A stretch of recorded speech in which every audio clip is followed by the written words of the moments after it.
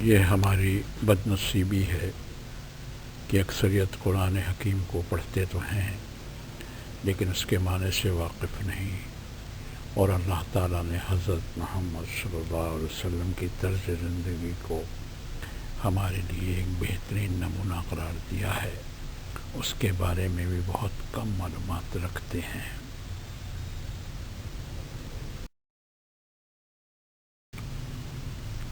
مسلم شریف حدیث نمبر 6536 حضرت ابو ہریرہ رضی اللہ عنہ سے روایت ہے کہ رسول اللہ صلی اللہ علیہ وسلم نے فرمایا،